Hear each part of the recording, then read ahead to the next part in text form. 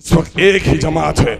और एक बात मैं और बताता हूं, अख्तरुल ईमान सिर्फ एमपी नहीं बनने आया। इस बिहार में पूरी राजनीति हो रही है जात पर आधारित। अभी जाते आधारित गणना की जो रिपोर्ट आई है उसको पढ़ो। बिहार की आबादी हो गई 13 करोड़, 2 करोड़। ये देखो, ये ठंडी हवा बह रही है, तुम्हारे जज्बे को सलाम कर रही है। देखो क्या हो रहा है। 13 करोड़ का बिहार, 20,49,000 सरकारी नौकरी। मुसलमानों का हिस्सा 3,68,000। मुसलमानों को मिली नौकरी सिर्फ 1,73,000। 1,95,000 नौकरी इन बेईमानों ने 30 सालों के दरमियान में। ये 30 साल में राजद की हुकूमत रही कि नहीं रही? बोलो, कांग्रेस की रही कि नहीं रही? जदयू की रही कि नहीं? भाजपा की रही कि नहीं? सब ने हमारे साथ नाइंसाफी किया है, सब ने हम पर जुल्म किया है। आज शेरशाबादी भाई की आबादी 13 लाख, नौकरी में हिस्सेदारी उनकी 21,000, उनको नौकरी मिली सिर्फ 5,500। उनके साथ नाइंसाफी हुई कि नहीं हुई? इस सारी नाइंसाफी की लड़ाई में लड़ रहा हूं और बड़े मजबूती से लड़ रहा हूं। देखो, इस वक्त नरेंद्र मोदी 400 सीट लाना चाहता है। और क्यों लाना चाहता है? ताकि मुसलमानों को जो कानून में हक मिला हुआ है संविधान में, वो उनका छीन लिया जाए। जिस स्टेट में उनको 2-4% रिजर्वेशन मिला हुआ है उसको खत्म कर दिया जाए। इसलिए तीर लेकर यहाँ आया है कि धोखा देने के लिए आया है। असल में क्या है? तीर को तीर समझना फूल है, हकीकत में ये नरेंद्र मोदी का फूल है। ये पहचान नहीं होने। ये दोगला अभी देख रहे हो, मुस्लिम टोला में जाता है तो नीतीश का फोटो दिखाता है। आज जब गैर मुस्लिम टोला में जाता है तो अपने आका मोदी का भी फोटो दिखाता है। अरे कुछ भी है, वोट की जरूरत है, हम लोग तो प्रधानमंत्री मोदी को ना बनाएंगे। ऐसा दगाबाज जो मंदिरों में जाए तो मंदिर का हो जाए, मस्जिदों में जाए तो मस्जिद का हो जाए, ऐसा नहीं होना चाहिए। गांधी और मौलाना नेहरू में बड़ी दोस्ती थी। गांधी 1 नंबर हिंदू रहा, पूजा करता रहा। मौलाना ने कभी अपनी टोपी का सौदा नहीं किया। लेकिन ये जो जहां जाता है, लेकिन ये बताने के लिए आए हैं। मांग रहे थे 70 साल से, तुमको हक न मिला। जब लड़ने के लिए तैयार हो गए तो तुम्हारा पुल बनने का काम शुरू हो रहा है। इसका मतलब क्या होता है? मांगने से भीख मिलती है और लड़ने से हक मिलता है। मांगोगे कि लड़ोगे? तो लड़ने वाला कौन है? अवैसी। तो अवैसी का साथ दोगे कि भीख मंगों का साथ दोगे? अवैसी का साथ दोगे। सुनो, अख्तरुल ईमान आज आपका भाई है, सीमांचल का बेटा है। आज अमोर से जाके लड़ा और क्या हुआ? मेरे दिल में दर्द है गरीबों की। मैंने कहा है बहुत सारा अमीर होता है, गरीब के बेटे के बदन पर अच्छा कपड़ा देखता है तो उनको नोचनी होने लगती है। मैंने गरीबों को जगाया है, मैंने मजदूरों की इज्जत की बात की है, मैंने समाज में मजहबी मुनाफरत के खिलाफ बात की है। यही वो दर्द था कि बिहार असेंबली में पहुंचा तो मैंने कहा जो दिल्ली कमाने जाता है, जो बम्बई कमाने जाता है, वो अपने बाल बच्चे के सिर्फ नहीं जाता, मुख्यमंत्री जी बिहार में भी टैक्स देता है। जब वो मरता है विदेश में, उसकी लाश उसकी गरीब बीवी ला पाएगी या मातम करेगी? नतीजा हुआ अख्तरुल ईमान ने गरीबों के एक्सीडेंटल लाश जो विदेश में मर जाए उसको फ्री में घर लाने तक का कानून बनवा देता है। अख्तरुल ईमान जाता है और कहता है कि अमोर बैसा के लोगों ने हमें इज्जत दी, उनको सलाम करते हैं कि आज मेरे पैसे से आज पटने को तैयार कर रहे हो, नालंदा को दुल्हन की तरह तैयार कर रहे हो, हमारा सीमांचल डूब रहा है, इंसाफ करो। घर कटे हुए लोगों को पैसा दिलवाने का कानून बनवाया और क्या करवाया? जो कानून बस्ते में था ठंडे से निकलवाया। और आज वहां 2 अरब रुपए से 207 करोड़ रुपए से 1 किलोमीटर से लंबा पुल वहां सैंक्शन करवा कर अभी उसका काम शुरू करवाया। लड़ने से क्या मिलता है? हक, और मांगने से भीख। लड़ना चाहते हो, लड़ना चाहते हो तो तय कर लो। इस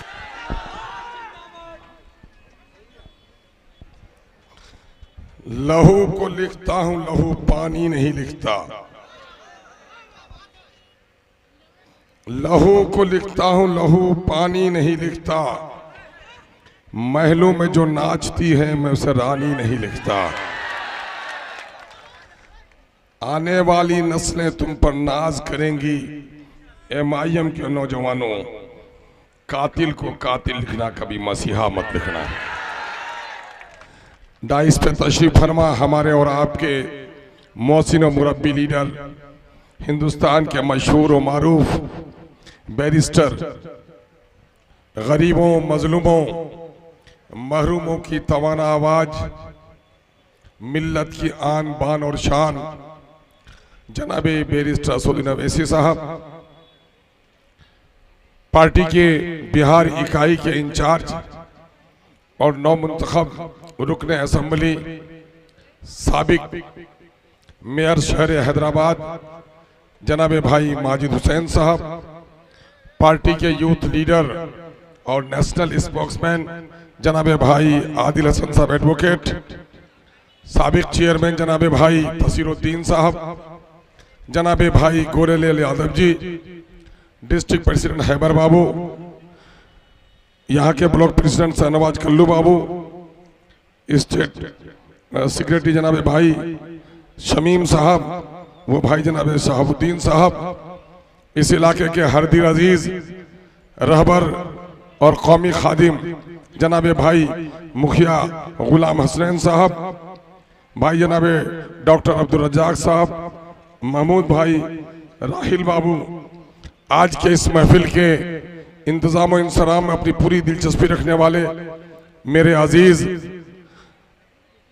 शाहिर बाबू उर्फ टोनी मुखिया जी, बिरादर जाना भाई मुर्तजा साहब, और इस इलाके की अदबी शान और सीमांचल की आबरू जनाबे भाई शायर मुमताज नैयर साहब, साफियों, गैयूर नौजवानों, मेरी नेक तरीन माओ, बहनों और बेटियों, यह वक्त एक तारीख साज है कि हम आज इस सरजमीन में एक ऐसी शख्सियत का इस्तकबाल कर रहे हैं जिसको पूरी दुनिया इस वक्त हक गोई के नाम पर सल्तनत हक गोई का बादशाह तस्लीम करते हैं। उसकी मुराद जनाबे बैरिस्टर असदुद्दीन अवैसी से है। इस वक्त हम जनाबे बैरिस्टर असदुद्दीन अवैसी साहब का शुक्रिया अदा करना चाहते हैं कि ये सरजमीन जो सीमांचल की सरजमीन है, हिंदू और मुसलमानों की मोहब्बत की सरजमीन है, शरीफों की सरजमीन है, जो आज़ादी के बाद बिहार का खुशहाल तरीन इलाका था, आज बड़ी बदहाली से दो चार हुआ है। और हमारी इस बदहाली की लड़ाई लड़ने के लिए जिनको हमने बरसों से वोट दिया, जिनको हमने इज्जत दी, जिनके लिए कुर्बानी दी, उन लोगों ने अपने घर और ख़ानदान को तो संवारा, सीमांचल के गरीबों, किसानों और मजदूरों की खैरियत नहीं ली। मेरे पास अल्फाज नहीं, मैं किन अल्फाज में मुबारकबाद दूं जनाबे बैरिस्टर असदुद्दीन अवैसी साहब को। जब 2015 में 16 अगस्त को वो किशनगंज आए और किशनगंज की रिपोर्ट पढ़ी तो उनकी आंखों में पानी था और उसने कहा कि अख्तरुल ईमान, मेरा घर यहाँ से 2000 किलोमीटर दूर जरूर है, लेकिन ईमान और मिल्लत के रिश्ते से मैं आपसे करीब हूँ। यहाँ की जो बेबसी है, मैं उस लड़ाई को पूरी मजबूती से लड़ने के लिए तैयार हूँ। और उसने ही कहा कि जब तक आईन हिंद संविधान के धारा 371 के तहत सीमांचल को विशेष पैकेज न दिया जाए, उस वक्त तक सीमांचल के गरीबों, दलितों और मुसलमानों की हालत अच्छी नहीं हो सकती। मैं यहाँ के हिंदू और दलित भाइयों को भी कहना चाहता हूँ कि इस इलाके में दलितों और हिंदुओं की भी हालत अगर खराब है तो उसका जिम्मेदार मुस्लिम लीडर है। इसलिए कि यहाँ बेशतर एमपी और एमएलए मुसलमान ही बने, लेकिन जो लोग एमएलए और एमपी बनकर के गए वो अपनी पार्टियों में जाकर गुलाम हो गए, हमारे मसाइल के तर्जुमान नहीं हो पाए। मेरे भाइयों, यही वजह है कि सीमांचल का यह इलाका सबसे गरीब और फटा हाल है। नौजवानों का 70% आज दिल्ली और पंजाब में मजदूर है। मैं अक्सर कहता हूँ, बेटा पैदा होता है तो माँ दर्द भूल जाती है कि मेरे लाश पे कंधा देने वाला आ गया, लेकिन सच ये है कि हमारी गरीबी ने हमको उस जगह खड़ा कर दिया है कि माँ बस्ती में मरती है और गरीब बेटा मजदूरी के लिए पंजाब में रोता है। आज 10 और 12 साल की उम्र के बच्चे जो हमारे बैरिस्टर साहब कहते हैं, जिनकी उम्र माँ के गोद में रात को सोने की है, गरीबी की वजह से दिल्ली के होटलों में पोछा मारता है। माँ जिसे सहला कर जगाती है, लेकिन वो बेचारा गरीब बच्चा रात के 12 बजे बर्तन धोकर सोता है। सुबह माँ जिन्हें सहला कर जगाती थी, होटल वाला उसे थप्पड़ मार कर जगाता है। क्या लोगों, ये सच्चाई नहीं है? क्या सच्चाई नहीं है कि 15 दिन की दुल्हन, 15 दिन की शादी के दुल्हन के हुए हाथों में मेहंदी का रंग भी फीका नहीं हुआ और गरीब अपनी दुल्हन को छोड़कर पंजाब जाने पर मजदूर है। ये सच है या नहीं है? किन जालिमों ने हमको लूटा है? किसने हमारा ये बदहाल किया, हमें बदहाल किया है?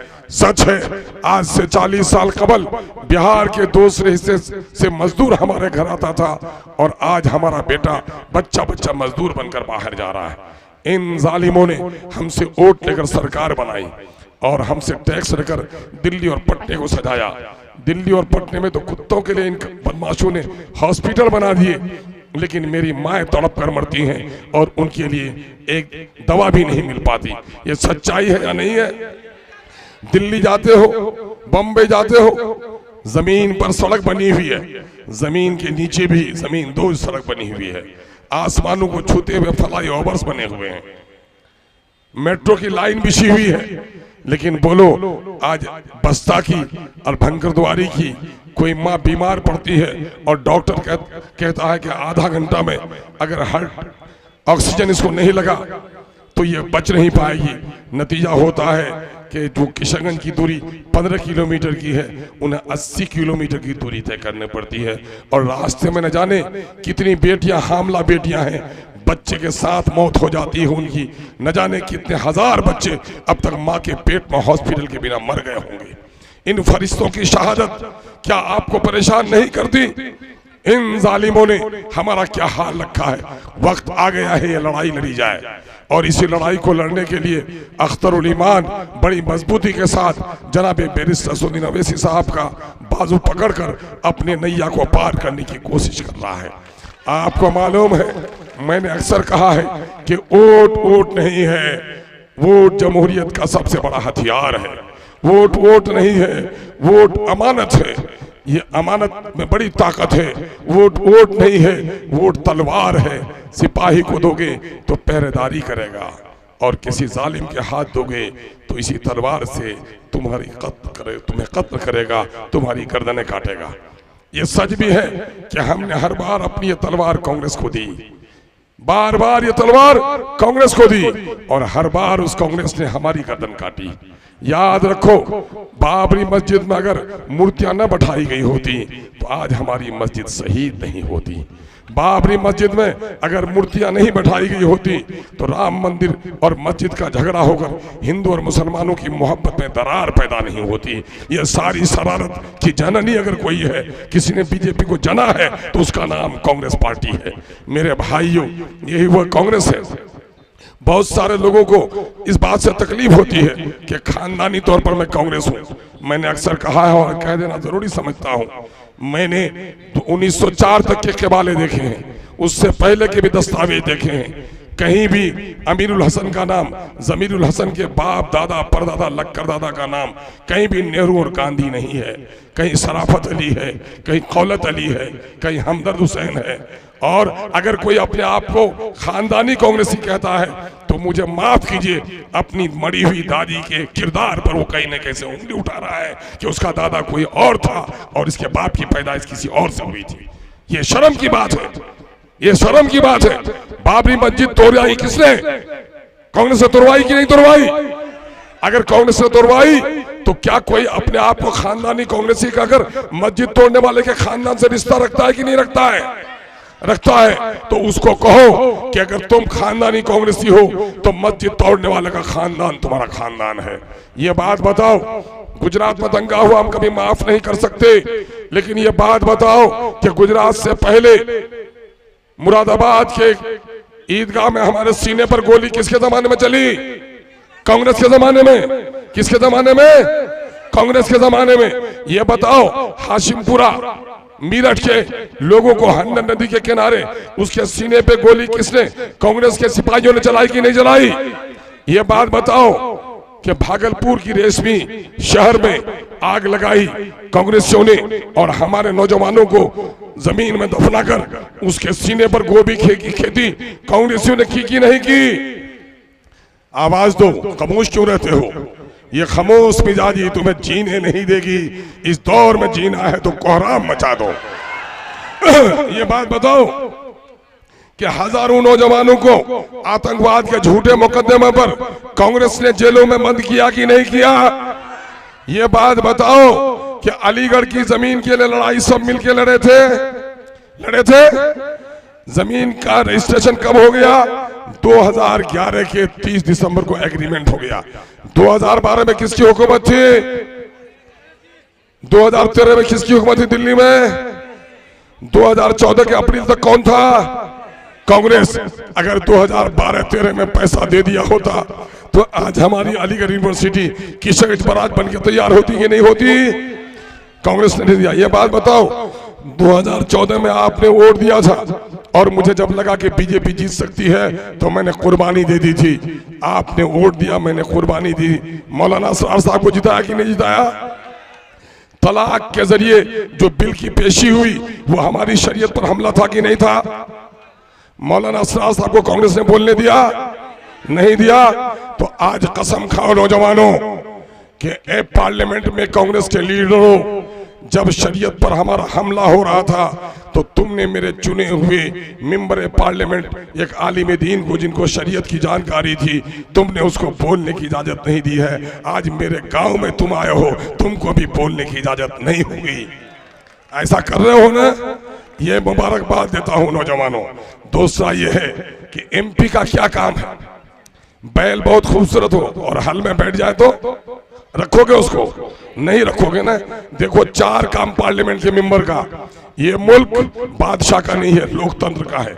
सबसे पहला काम है पार्लियामेंट में जाए, देश के हित में, अपनी जनता के हित में, अपने क्षेत्र के हित में कानून बनाए। उसके खिलाफ कोई कानून बने तो उसकी मुखालिफत करे। कभी ये काम किया जावेद साहब ने? दूसरा काम है अवाम के टैक्स के पैसे से जो तरक्की के मंसूबे बनते हैं उसमें अपने क्षेत्र को हिस्सेदार बनाए। कभी बनाया कि कोई काम किया तरक्की का? आवाज से बोलो। तीसरा काम यह है कि सरकार की फलाही लोक कल्याणकारी जो स्कीम आती है उसको ऊपर सेक्रेटरीट से लेकर नीचे डीएम्स के यहाँ, एसडीओ, बीडीओ के यहाँ दबाव डालकर काम करवाए। कभी ऐसा किया? चौथा काम यह है अपने जनता के दरमियान में आए, उनकी समस्याएं सुने, उनको बेदार करे। ऐसा कभी किया? 4 सवाल में किसी एक सवाल को हल किया तो वो जीरो है कि नहीं है? तो जो जीरो होगा वो हीरो हो सकता है। तो क्या उसकी जमानत जब्त करने का फैसला कर लिए हो? जमानत आओ। दूसरा एक नेता आया, नटवर लाल। ये नटवर लाल कौन है? पहचानते हो उनको? दलाल किसको कहते हैं? अच्छा, नटवर लाल को दलाल भी कहते हैं। देखो सुनो, ये 3 महीना पहले अभी जनाब माजिद हुसैन साहब ने कहा, क्या कहा? मोदी भगाओ देश बचाओ, मोदी भगाओ देश बचाओ। लोग बोला कि रे मेढक को भी सर्दी लग गई, ये तो बीजेपी के साथ रहता था, आज मोदी से बड़ी इनको नफरत हो गई। लेकिन 3 महीने के अंदर में कौन ऐसा हृदय परिवर्तन हुआ, उनका कौन ऐसा ऑपरेशन हुआ, या कितने कीमत में ये बेजमीर बिका? अब क्या कहता है?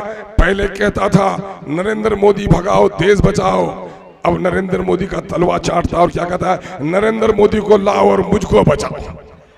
कह रहा है कि नहीं कह रहा है? क्या नरेंद्र मोदी को आने दोगे? नहीं दोगे। एक बात बताओ, नरेंद्र मोदी का ये छोटा मोदी है, वो है नरेंद्र मोदी, और ये है नटिया मोदी। ये नटिया मोदी का क्या हाल है जानते हो? जितना भी मामला है ईंट बालू गिट्टी सीमेंट आज महंगी हुई है, उसी की बदौलत हुई है। 4 ठो जो लड़का भौमो करता है वही रात का सिपाही उसका है। ये सुन लो मामला क्या हुआ। जब नरेंद्र मोदी का जबान नाम पर आता है, कौवा का नाम जबान पर आए तो काला की सफेद? काला। अब नरेंद्र मोदी का नाम जब लब पर आता है तो एक मुस्लिम दुश्मन चेहरा, इंसानियत का दुश्मन चेहरा, इस मुल्क के कानून को पामाल करने वाला और दस्तूर को पामाल करने वाला चेहरा। बल्कि जब हम नरेंद्र मोदी का नाम आता है तो गोधरा की याद आती है, गोधरा की याद आती है। क्या हुआ गोधरा में? माँ के सामने में, बाप के सामने में बेटी की आबरू को तार तार किया गया। भाइयों के सामने में उसकी बहन के जिस्म के कपड़े उतारे गए। बच्चों के सामने में उसकी माँ की इज्जत लूटी गई। और दूध पीते बच्चों को उसकी मां के गोद से छीन छीन कर आग में डाला गया। ये दर्दनाक मंजर याद है कि नहीं है? क्या ऐसे लोगों का कोई साथ दोगे? एक बात तो बताओ, मुसलमानों के खिलाफ सीएए का काला कानून मुसलमानों के खिलाफ बना कि नहीं बना? तलाक का कानून मुसलमानों के खिलाफ बना कि नहीं बना? 370 के दफा को खत्म किया गया, मुसलमान कश्मीर की हकमारी हुई कि नहीं हुई? ये तीनों मुस्लिम दुश्मन कानून में नरेंद्र मोदी का साथ नीतीश ने दिया कि नहीं दिया? इस नटिया से पूछो कि तेरे आका ने मुसलमानों की दुश्मनी की इंतहा कर दी है और तू गुजरात के गोधरा में जिन लोगों ने दंगा किया उनके सरपरस्तों की हिमायत करने के लिए आया है। तुम्हें दौलत की जरूरत हो सकती है, तुम्हें शोहरत की जरूरत हो सकती है, तुम्हारी भूख नहीं मिटती, तुम अपने घर और खानदान को गोधरा वालों के हवाले कर सकते हो, तुम्हारे घर की बेटियां बिल्किस बन सकती है, लेकिन किशनगंज में हिंदू और मुसलमानों का अमन का गहवारा है। हम अपनी बस्ती को कभी गोधरा बनने नहीं देंगे, कभी गोधरा बनने नहीं देंगे। इसलिए ऐसे लोगों को पहचानो, ये कौन लोग हैं। देखो, एक बात हम लोगों को आलिमों ने सिखाई। क्या सिखाई? न करबल में, न मक्तल में, न शाह के आगे मोमिन झुकता है फकत अल्लाह के आगे। गैरुल्लाह के सामने मोमिन झुकता है क्या? तुमने रेडियो एक क्लिप देखी जिसमें फूल चढ़ाते हुए झुकते हुए देखा कि नहीं देखा? हम अपने आलिमों से गुजारिश करते हैं, यकीनन है कि हम अपनी तरफदारी की बात नहीं कहेंगे, लेकिन आप हक के तरफदार हैं। समाज में कोई बुराई फैल रही हो उसकी नकीर होनी चाहिए। जो शख्स एक अदद कुर्सी पाने के लिए अपने शरीयत और अपने अकीदे का सौदा कर सकता है, कल पार्लियामेंट में जब मुसलमानों के खिलाफ कानून आएगा तो वो शख्स वहां आवाज उठा सकता है? नहीं उठा सकता। क्या ऐसे सौदागरों को पार्लियामेंट में जाने का हक बनता है? नहीं बनता है। अख्तरुल ईमान आपके दरमियान में खड़ा है। 2014 में जब नीतीश कुमार जी ने मुझको टिकट दिया और बीजेपी से अलग हम लोगों ने कराया, 2009 में टिकट देना चाहा, मैंने कहा बीजेपी के साथ हो, और तस्लीमुद्दीन साहब मेरे सियासी उस्ताद हैं, बीजेपी के साथ जदयू से अख्तरुल ईमान नहीं लड़ सकता और अपने उस्ताद के खिलाफ भी नहीं लड़ सकता। मैंने नकार दिया। 2014 में जब बीजेपी से अलग कराया हम लोगों ने कहा आप लड़िए, आप जीत के आइएगा, अगर नहीं जीतिएगा तो एमएलसी बनाकर आपको मंत्री बना दिया जाएगा। 4 लोग थे, तीनों को मंत्री बनाया गया। मैं अगर इलेक्शन हार भी जाता तो मंत्री बनता ना, लेकिन मंत्रालय की कुर्सी को भी मैंने लात और जूते से मसल दिया। और जब मैंने देखा कि किशनगंज की हमारी गंगा जमनी तहजीब को पामाल करने के लिए नीतीश कुमार मुझे खड़ा किया है और अंदर ही अंदर बीजेपी को जिताने की कोशिश कर रहा है, तो मैंने उसके टिकट को लात मारा कि नहीं मारा? तो आज एक बेटा आपके सामने में किशनगंज का खड़ा है, सीमांचल का खड़ा है, जो बीजेपी को रोकने के लिए कुर्बानी दे रहा है, और एक ऐसा दलाल भी खड़ा है जो अपने फायदे के लिए मिल्लत को कुर्बान करना चाहता है। क्या बदनीयत है कि नहीं? ऐसे बदनीयतों की कुर्बानी कर दोगे कि नहीं कर दोगे? ऐसी सियासी कुर्बानी करो उसकी कि फिर पलट कर कभी खड़ा नहीं हो सके। मेरे भाइयों, आप ये बताओ, आपने जिनको एमएलए एमपी बनाया, कभी खारूदा घाट पार हुआ पैदल? कभी बालूमर गया था? आज कौन सा दर्द है बैरिस्टर असदुद्दीन अवैसी को? क्या उसका भाई यहां से एमएलए लड़ेगा? अरे बैरिस्टर साहब का भाई एमएलए लड़ेगा, उनका बेटा लड़ेगा, उनको मुख्यमंत्री बनना है? नहीं। तो ये दर्द तुम्हारे ईमान के रिश्ते का दर्द है कि मेरी बेटियां दर्द ज़ह में मर जाती हैं, हॉस्पिटल नहीं पहुंच पाती, मेरा इलाका गरीब है, वो चिलचिलाती धूप में आता है और पैदल चलकर खारूदो घाट पार होता है, और इनके कदम मुबारक जब पड़ते हैं तो पुल का सैंक्शन का काम होता है। ये देख रहे हो कि नहीं देख रहे हो? ये पुल के काम का 2018 में अख्तरुल ईमान ने सीमांचल पुल निर्माण संघर्ष समिति बनाई और वहीं धरना दिया था कि नहीं दिया था? बाद को हमारे दोस्तों ने भी एक पुल निर्माण संघर्ष समिति बनाई, उनकी कोशिशों का भी हम इनकार नहीं कर सकते।